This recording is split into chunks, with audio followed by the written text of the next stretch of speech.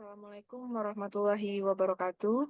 Perkenalkan, nama saya Meisy Asni Azhara dengan NIM 2104223 dari Prodi Ilmu Administrasi Negara pada mata kuliah Komunikasi dan Advokasi Kebijakan yang diampu oleh Bapak Profesor Aldri Frinaldi, SHM PhD. Nah, pada kesempatan kali ini saya akan mempresentasikan materi tentang teknik komunikasi persuasif, kampanye, dan publisitas. Nah, pada yang pertama, saya akan membahas tentang teknik komunikasi persuasif. Adapun pengertian dari teknik komunikasi persuasif ini, yaitu kumpulan strategi dan metode yang digunakan untuk mempengaruhi pikiran, perasaan, dan tindakan orang lain agar mereka menerima atau mengambil tindakan tertentu. Teknik-teknik ini sering digunakan dalam berbagai konteks, termasuk dalam presentasi, penjualan, negosiasi, politik, dan aktivisme. Nah, menurut Effendi 2008, teknik komunikasi persuasif adalah cara seni penyampaian suatu pesan yang dilakukan seorang komunikator sedemikian rupa, sehingga menimbulkan dampak tertentu pada komunikan, di antaranya teknik asosiasi, integrasi, ganjaran, tataan, dan red herring. Nah, adapun yang dimaksud dengan teknik asosiasi ini adalah penyajian pesan komunikasi dengan cara menumpahkannya pada suatu objek atau peristiwa yang sedang menarik perhatian khalayak. Teknik ini sering dilakukan oleh kalangan bisnis atau kalangan politik. Teknik asosiasi merupakan salah satu teknik komunikasi persuasif yang bertujuan untuk mempengaruhi dan mengubah pikiran, perasaan, dan tindakan orang lain dengan menghubungkan pesan dengan sesuatu yang positif dan menarik bagi komunikan. Nah, teknik ini bekerja dengan cara menghubungkan suatu produk, ide, atau konsep dengan sesuatu yang disukai, dihormati, atau dipercaya oleh komunikan. Hal ini dapat dilakukan dengan menggunakan berbagai cara. Selanjutnya, tentang teknik integrasi. Nah, teknik integrasi ini ialah kemampuan komunikator untuk menyatukan diri secara komunikatif dengan komunikan. Ini berarti bahwa melalui kata-kata verbal maupun nonverbal, komunikator tersebut menggambarkan bahwa ia senasib dan dengan karena itu menjadi satu komunikan. Nah, teknik integrasi dalam teknik komunikasi persuasif ini adalah salah satu teknik yang bertujuan untuk mempengaruhi dan mengubah pikiran, perasaan, dan tindakan orang lain dengan menunjukkan kesamaan antara komunikan dan komunikator. Teknik ini bekerja dengan cara menunjukkan kepada komunikan bahwa komunikator memiliki kesamaan dengan mereka, baik dalam hal-hal nilai, keyakinan, pengalaman, ataupun masalah yang dihadapi. Hal ini dapat dilakukan dengan berbagai cara. Nah, selanjutnya yaitu ada masih sama dengan teknik integrasi, yang mana teknik integrasi ini merupakan salah satu teknik yang paling efektif dan powerful. Teknik ini mampu membangun kepercayaan, kredibilitas, dan rasa simpati komunikan terhadap komunikator, sehingga meningkatkan kemungkinan komunikan untuk menerima pesan dan bertindak sesuai yang diharapkan. Contoh penerapan teknik integrasi sendiri, yang pertama adalah misalnya, seorang politisi yang berkampanye di daerah pedesaan menceritakan pengalamannya dibesarkan di desa. Yang kedua, seorang guru yang mengajar anak-anak menceritakan kisah masa kecilnya yang relatable dengan mereka. Nah, yang terakhir, seorang dokter yang memberikan edukasi kesehatan kepada pasien menggunakan bahasa yang mudah dipahami. Selanjutnya, kita masuk kepada teknik ganjaran. Teknik ganjaran atau payoff teknik adalah kegiatan untuk mempengaruhi orang lain dengan cara mengiming-iming hal yang menguntungkan atau menjanjikan harapan. Teknik ganjaran berdaya upaya menumbuhkan kegairahan emosional. Teknik ganjaran ini merupakan teknik komunikasi persuasif yang paling efektif dan mudah diterapkan. yang mana merupakan salah satu teknik komunikasi persuasif yang bertujuan untuk mempengaruhi dan mengubah pikiran, perasaan, serta tindakan orang lain dengan menawarkan sesuatu yang berharga sebagai imbalan atas tindakan yang diinginkannya. Teknik ini bekerja dengan cara memberikan insentif atau hadiah kepada komunikan agar mereka melakukan tindakan yang diinginkan.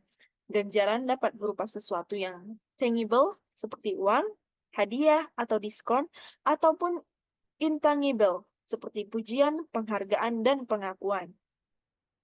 Nah, selanjutnya yaitu tentang teknik tataan. Teknik tataan ini atau dalam bahasa Inggris disebut icing technique merupakan salah satu teknik komunikasi persuasif yang bertujuan untuk menyusun pesan sedemikian rupa agar menarik dan mudah diterima oleh komunikan, sehingga enak didengar atau dibaca serta termotivasikan untuk melakukan sebagaimana disarankan oleh pesan tersebut. Teknik ini berfokus pada penataan pesan secara sistematis dengan memperhatikan struktur bahasa dan penyampaiannya. Teknik tataan atau icing teknik ini dalam kegiatan persuasif ialah seni menata pesan dengan imbauan emosional apple, sedemikian rupa sehingga komunikan menjadi tertarik. Perhatiannya, teknik tataan ini adalah alat yang valuable untuk meningkatkan efektivitas komunikasi persuasif. Kesederhanaan dan kekuatannya menjadikannya pilihan yang tepat untuk berbagai konteks dan tujuan komunikasi. Nah, teknik red herring adalah teknik komunikasi persuasif, yang mana merupakan strategi yang bertujuan mengelabui atau menjauhi fokus komunikan dari isu utama.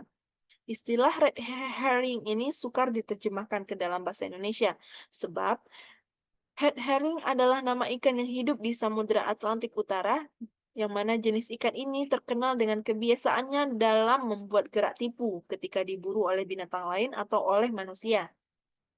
Teknik ini bekerja dengan cara menyisipkan informasi yang tidak relevan atau mengemukakan argumen sampingan ke dalam pembicaraan. Informasi ini mungkin dibuat seolah-olah penting, padahal fungsinya hanya untuk menjauhkan fokus komunikan dari poin utama yang sedang dibahas. Dalam hubungannya, dalam komunikasi persuasif, teknik red herring ini adalah seni seorang komunikator untuk meraih kemenangan dalam perdebatan dengan mengelakkan argumentasi yang lemah untuk kemudian mengalihkannya sedikit demi sedikit ke aspek yang dikuasainya, guna dijadikan senjata ampuh dalam menyerang lawan. Jadi teknik ini dilakukan pada saat komunikator berada dalam posisi yang terdesak. Nah, selanjutnya kita masuk pada poin yang kedua tentang teknik komunikasi kampanye. Nah, di sini ada pun pengertian dari teknik komunikasi kampanye ini, yang mana kampanye sendiri merupakan upaya untuk menyebarkan informasi dan memengaruhi publik untuk mencapai tujuan tertentu. Dalam kampanye, komunikasi menjadi elemen penting untuk menarik perhatian, membangun kesadaran, dan mendorong tindakan dari target audiens. Teknik komunikasi kampanye ini merujuk pada serangkaian strategi dan metode yang digunakan untuk merancang, melaksanakan, dan mengelola kampanye komunikasi yang bertujuan untuk mencapai tujuan tertentu. Ini bisa berupa kampanye politik, sosial, ataupun pemasaran. Menurut Undang-Undang Nomor 10 Tahun 2008 tentang Pemilihan Umum DPR, DPD, dan DPRD, kampanye adalah kegiatan peserta pemilu untuk meyakinkan para pemilih dengan menawarkan visi misi dan program peserta pemilu. Pada dasarnya, kegiatan kampanye ini dilandasi oleh prinsip persuasif, yaitu prinsip persuasi, yaitu mengajak dan mendorong publik untuk menerima atau melakukan sesuatu yang dianjurkan atas dasar kesukarelaan. Adapun jenis-jenis kampanye ini, yang pertama ada menurut Venus 2004, berdasarkan tujuan kampanye dapat diklasifikasikan menjadi 4 jenis, yaitu ada kampanye sosial, yaitu kampanye jenis ini bertujuan untuk mengkomunikasikan pesan-pesan yang berkaitan dengan masalah sosial dan kemasyarakatan kepada masyarakat.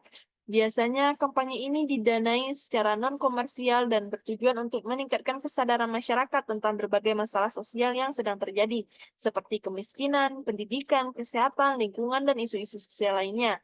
Contoh kampanye sosial ini termasuk kampanye anti narkoba, kampanye lingkungan hidup, kampanye anti kekerasan, dan sebagainya. Yang kedua yaitu ada kampanye bisik.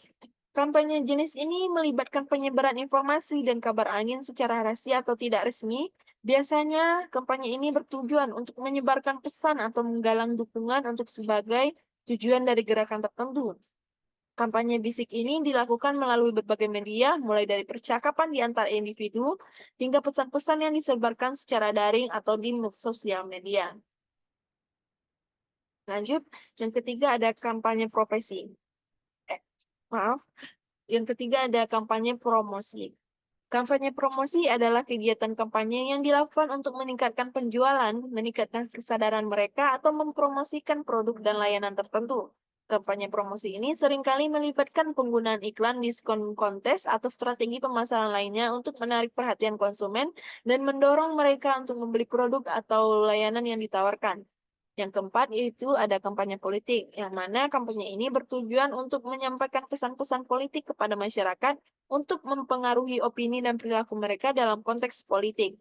Tujuannya dapat bervariasi, mulai dari mempromosikan kandidat politik, mendukung dan menentang kebijakan tertentu, hingga menggalang dukungan untuk partai politik. Selanjutnya yaitu ada pun teknik komunikasi kampanye. Menurut Ruslan 2007 dalam bukunya Komunikasi dan Kampanye yang mengemukakan beberapa teknik komunikasi yang dapat digunakan dalam kampanye, yaitu ada partisipasi, yang mana teknik ini mengikutsertakan audiens atau target kampanye dalam kegiatan atau proses kampanye. Dengan melibatkan mereka secara aktif, mereka akan merasa memiliki tanggung jawab dan ikut serta dalam mencapai tujuan kampanye. Yang ketiga ada asosiasi, yang mana mengaitkan kampanye dengan suatu peristiwa atau fenomena yang sedang menjadi perhatian atau saat terjadi saat itu.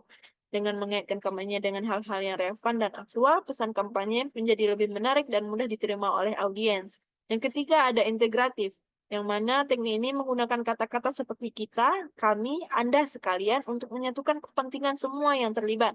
Dengan cara ini, kampanye dapat mengomunikasikan pesan dengan lebih efektif dan mempererat rasa kebersamaan antar pengirim pesan dan audiens.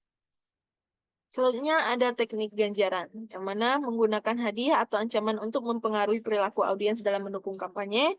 Ada lagi teknik penataan patung es, menggunakan penggambaran yang indah dalam menarik secara visual dan verbal untuk menyampaikan pesan kampanye agar lebih mudah dipahami dan diingat. Selanjutnya yaitu ada empati, yaitu menempatkan diri pada posisi atau perasaan audiens untuk memahami mereka secara lebih baik dalam membangun hubungan yang lebih kuat. Dan terakhir yaitu ada koersi, menggunakan tekanan atau ancaman serta hati-hati untuk memotivasi audiens dalam bertindak sesuai dengan tujuan kampanye. Nah, yang ketiga yaitu ada teknik komunikasi publisitas. Adapun pengertian dari teknik komunikasi publisitas ini merupakan salah satu bentuk komunikasi pemasaran yang dilakukan oleh humas perusahaan sebagai upaya agar kegiatan, produk, dan merek perusahaannya diberitakan di media massa.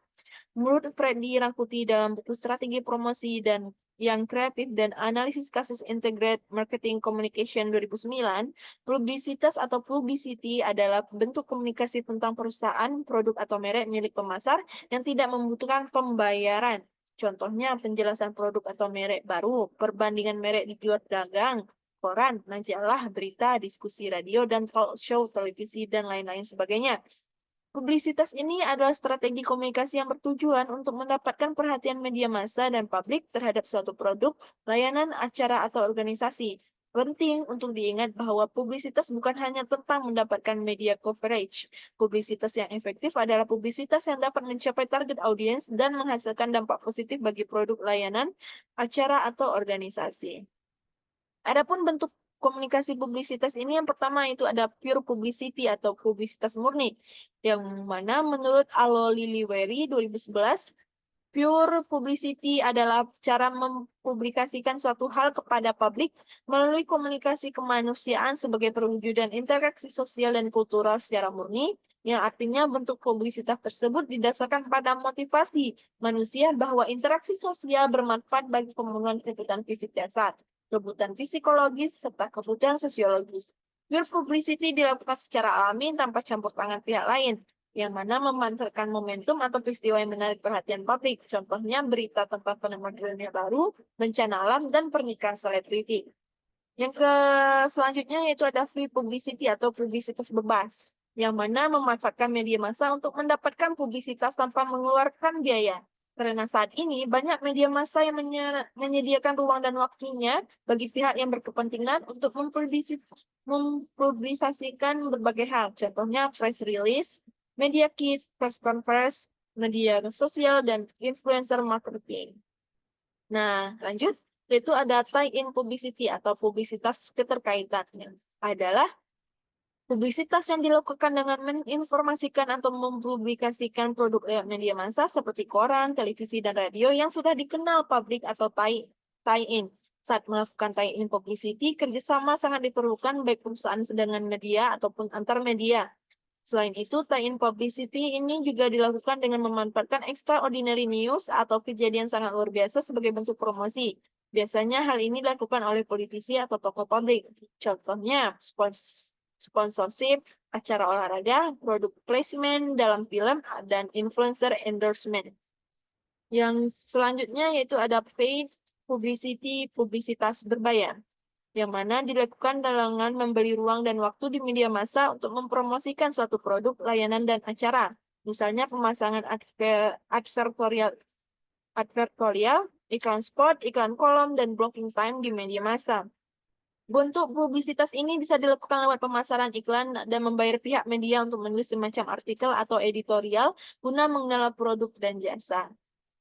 Nah, mungkin hanya itu yang dapat saya sampaikan pada kesempatan kali ini. Jika ada kata-kata yang salah dan kekurangan, saya mohon maaf. Saya akhiri dengan Assalamualaikum warahmatullahi wabarakatuh.